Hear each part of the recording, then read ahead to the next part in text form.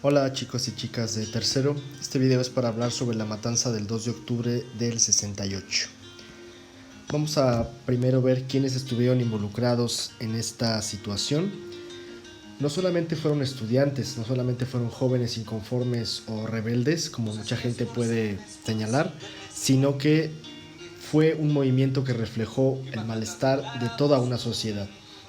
Entonces, a las marchas y huelgas y mítines que se fueron dando antes de la matanza, desde julio, asistieron profesores universitarios de preparatoria, asistieron amas de casa también, profesionistas diversos, o sea, ingenieros, médicos, abogados, intelectuales también, es decir, investigadores, escritores de renombre y también obreros de diferentes ámbitos laborales. Otro elemento importante de esta triste historia es el Consejo Nacional de Huelga, un organismo que se formó a partir de los problemas que había en el país y en la Ciudad de México para intentar darle una solución pacífica a los conflictos, que ahorita vamos a ver de qué se trataron.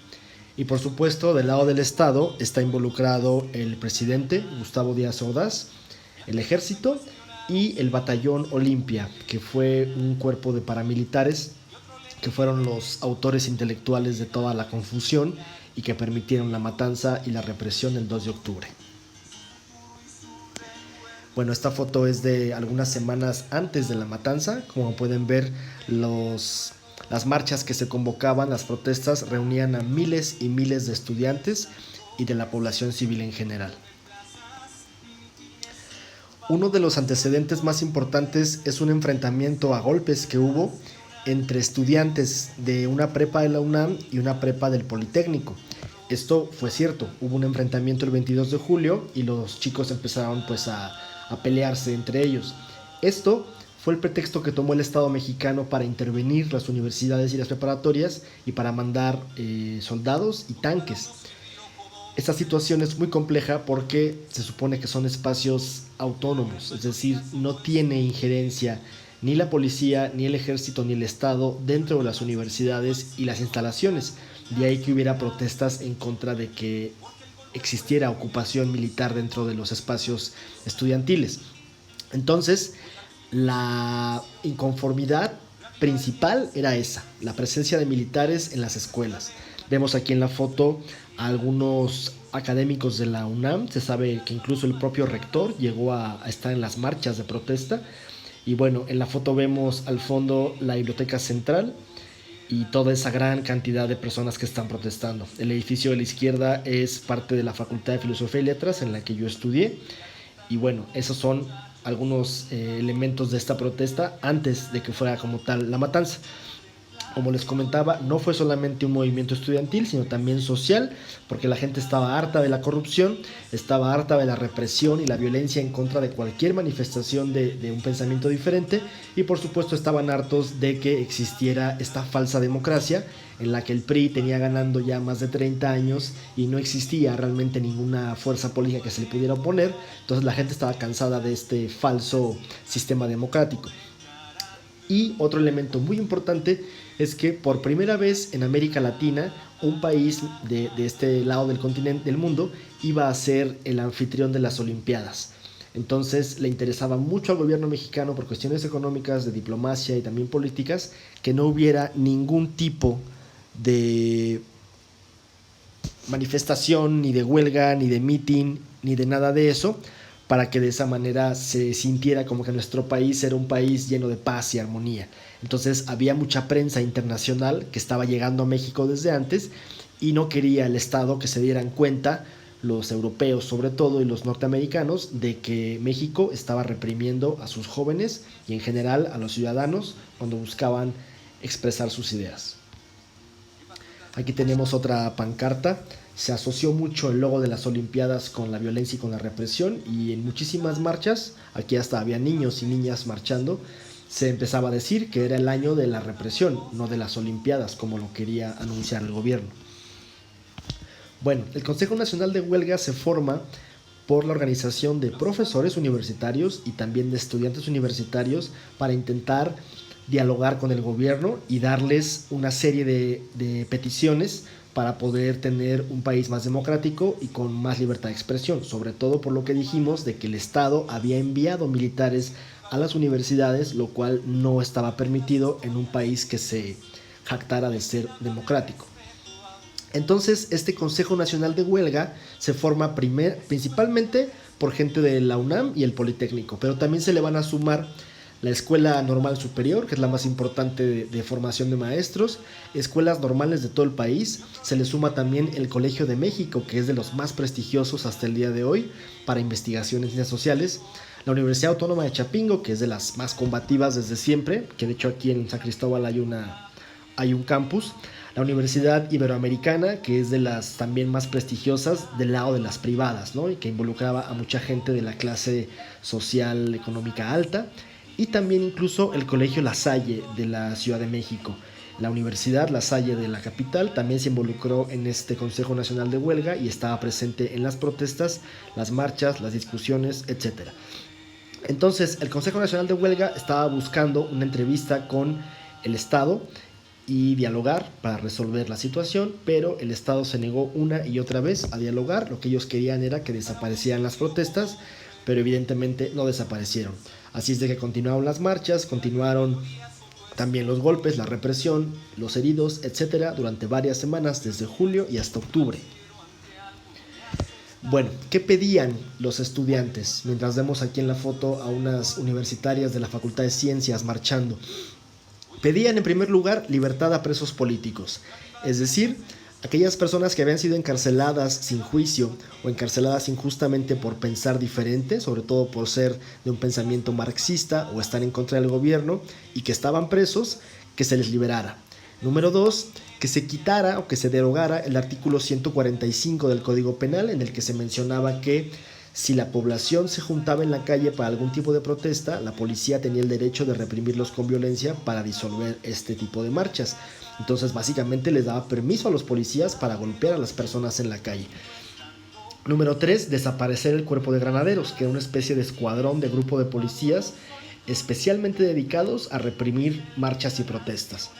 El número 4, que los jefes de la policía en ese momento que estaban vigentes y que eran evidentemente bastante corruptos y que estaban todo el tiempo ocultando información de mucha represión y cosas como esas, fueran destituidos y se pusieran unos nuevos que no estuvieran tan corrompidos. Y el número 5 es que se pudiera indemnizar a los familiares de las personas que habían sido asesinadas en las últimas semanas o también heridos e incluso desaparecidos. Bueno, mientras tanto la UNAM seguía ocupada por el ejército, por tanques del ejército, por soldados, por la policía. Estaba en huelga estudiantil toda la ciudad, o sea, no había clases. Y finalmente las protestas continuaban. Entonces, la tarde del 2 de octubre se habían reunido en la Plaza de las Tres Culturas en Tlatelolco, eso está a unas cuantas cuadras al norte del Zócalo capitalino, miles de personas, incluidas familias, como les decía, profesionistas, obreros, incluso había niños y por supuesto miles de estudiantes de todas las carreras y de todas partes de la ciudad estaban reunidos ahí para continuar con las acciones de protesta frente al gobierno por no responder con acciones democráticas y por reprimir con violencia. Pues bueno, hubo todavía más violencia de la que había habido antes. La manifestación que estaba teniendo lugar en ese momento había sido bastante pacífica. De hecho, se dice que a las 6 de la tarde los oradores, o sea, los líderes del movimiento, ya estaban diciendo a la gente que se empezaran a dispersar pacíficamente, que se fueran a sus casas, que ya estaba el movimiento terminado. Sin embargo, el batallón Olimpia es ahí cuando entra en acción. Ellos se lanzan sobre algunos de los líderes y los hacen que bajen la cabeza o el cuerpo, como simulando que empezaba algún tipo de acción de violencia. Y esto sucedió porque mientras había un helicóptero sobrevolando el espacio y además también se lanzaron algunas bengalas, esto dio la acción para que el batallón Olimpia entrara y comenzara a infiltrarse dentro de la gente y de esa manera comenzar los problemas de violencia.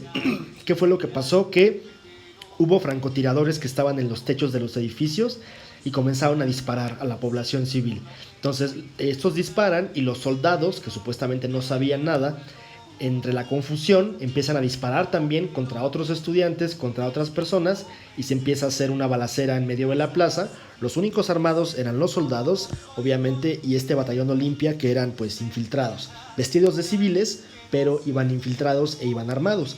Y así es como comienza toda la balacera y el genocidio de las personas que estaban en esta manifestación.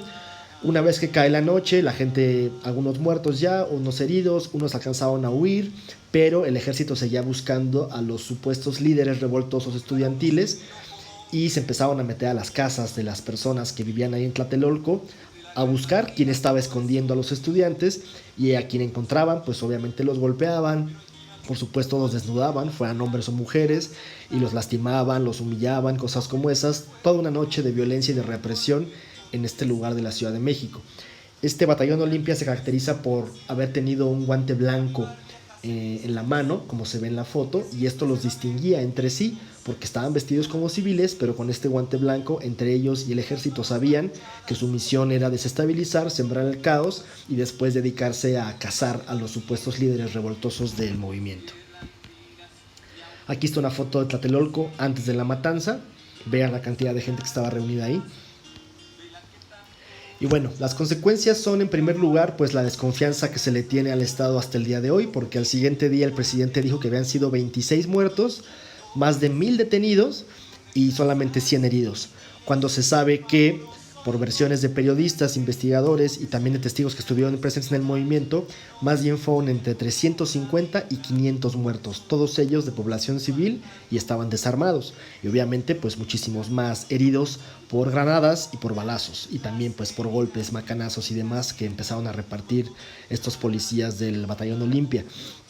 Además, después de este movimiento, se deja claro que el Estado mexicano no va a negociar entonces la paz ni el diálogo con ningún tipo de grupo que piense diferente a ellos, y es como empiezan a surgir guerrillas en el sur de nuestro país, especialmente en Guerrero, en Oaxaca, después también en Chiapas en los 90, y de esa manera se empieza a formar todo un gran movimiento, digamos, en contra del Estado mexicano, e incluso pues ya al nivel de guerrilla, ¿no? También lo veremos en el libro, esta situación. Y bueno, también se crean un montón de comités y de grupos de jóvenes estudiantes que van a estar hasta el día de hoy protestando siempre contra la libertad, más bien contra la falta de libertad de expresión y contra pues el mal gobierno. Finalmente les menciono lo de Ayotzinapa porque los chicos de Ayotzinapa se iban a dirigir hacia la protesta, la marcha nacional, la marcha anual que se hace el 2 de octubre en la Ciudad de México, y cuando ellos iban para allá es que los atrapan y los desaparecen. Lo menciono porque es un caso muy cercano a nosotros y porque el mismo caso sucedió en ambas situaciones. Estudiantes jóvenes, desarmados, que protestan contra el gobierno y que son reprimidos con violencia, asesinados o desaparecidos. Por eso nos queda la reflexión de que en realidad pues tal vez no se ha terminado como tal este tipo de prácticas en el Estado mexicano. Bueno, esta foto me llama la atención porque la cara de estos soldados pues es de inocencia, ¿no? Y de bastante ignorancia tal vez de lo que estaba pasando. Son soldados muy jóvenes que estuvieron ahí en la matanza, posiblemente algunos de la misma edad de los chavos que estaban matando. Este es Gustavo Díaz Ordaz, el presidente mexicano en ese momento y responsable de esta matanza. Bueno, sería todo por ahora, chicos. Después revisaremos el tema con más calma en la sesión de Zoom, y por ahora los dejo con algunas imágenes más. Hasta luego.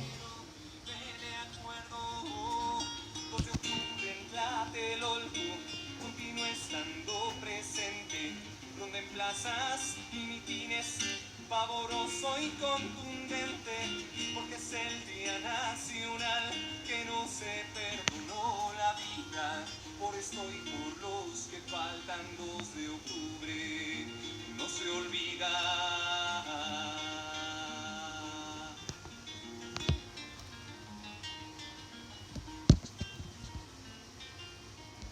Lo que para uno sirvió como un recorte de maleza, entre la gran mayoría solo es motivo de vergüenza. Pero hay quien alzó su puño al cielo ante algo inaceptable